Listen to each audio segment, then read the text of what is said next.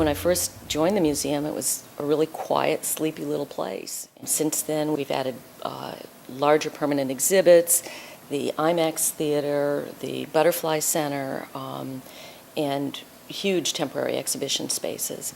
And now there are days that you really have to kind of walk carefully through the galleries and avoid being run over. Oh, the museum was tiny when I first started. The dinosaur was just a cardboard cutout. They had just opened the first wing besides the planetarium. The planetarium was first. We had a few bits and pieces of lots of different stuff, just a hint of what the museum would ultimately become.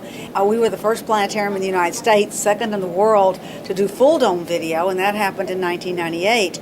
I think the thing that I'm proudest of is the fact that we built the museum into a major cultural facility for the city of Houston.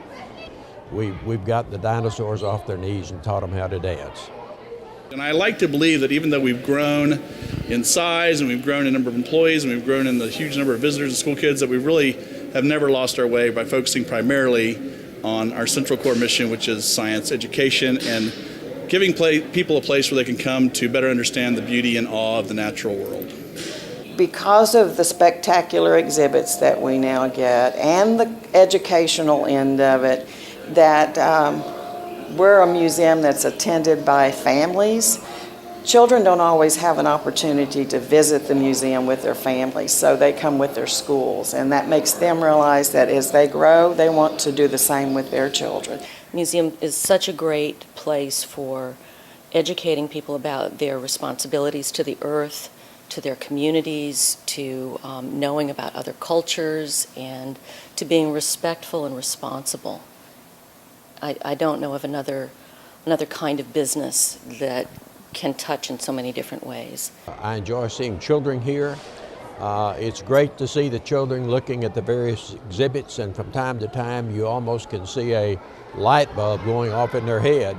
And I think that's the most exhilarating thing about being here, is to watch the children and see what they do and how they react to what we've got. Over the course of the last 2 or 3 decades, this museum has undergone 7 different capital projects that have changed the face of the museum.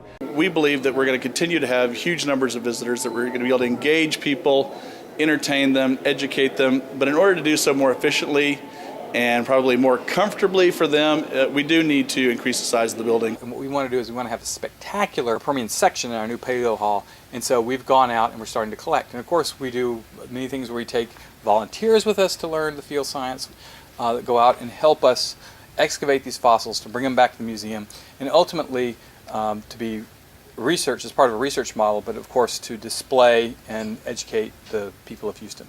And one of the new permanent exhibit halls will be the Hall of Emerging Technologies. It's permanent in the sense that it will be a space dedicated primarily to emerging technologies, but it's temporary in the sense that every time there is a new cool thing happening in the world of science that's really captured people's imagination, we can mount exhibitions devoted specifically to those topics. Over the last 5 years, we've doubled our number of visitors to almost 3 million. We've added hundreds of thousands of school kids visiting the museum on field trips, and we've increased our membership base to about 45,000 households from about 25,000. So we're not building this and hoping more people will come. We are overwhelmed and inundated right now. Every single penny that you give to us goes directly to support our educational programs and now to help build the new Duncan Wing at the Houston Museum of Natural Science. The more you understand about nature, the more you understand and appreciate how science works, the better informed you are as a community, and you can make clearer, more reasonable decisions about the path forward.